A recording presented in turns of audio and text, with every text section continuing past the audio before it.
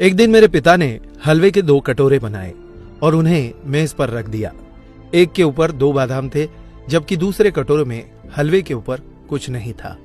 फिर उन्होंने मुझे हलवे का कोई एक कटोरा चुनने के लिए कहा, क्योंकि उन दिनों हम गरीबों के घर बादाम आना मुश्किल था। मैंने 2 बादाम वाले कटोरे को चुना।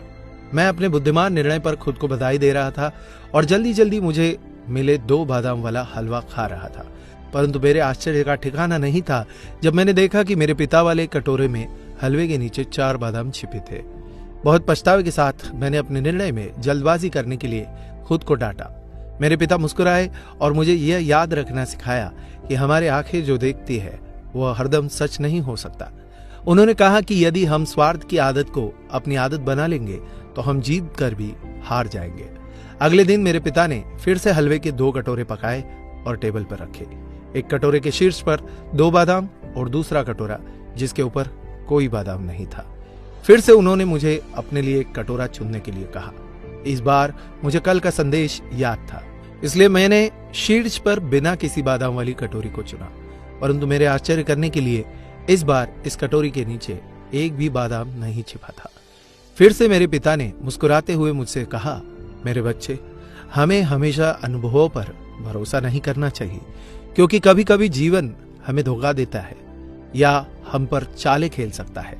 स्थितियों से कभी कभी ज्यादा परेशान या दुखी न हो, बस अनुभव को एक सबक के रूप में समझो जो किसी भी पाठ्य पुस्तकों से प्राप्त नहीं किया जा सकता। तीसरे दिन मेरे पिता ने फिर से हलवे के 2 कटोरे पकाए।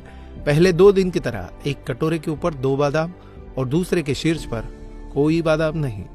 मुझे उस कटोरे को चुनने के लिए कहा जो मुझे चाहिए था, लेकिन इस बार मैंने अपने पिता से कहा, पिताजी पहले आप चुने।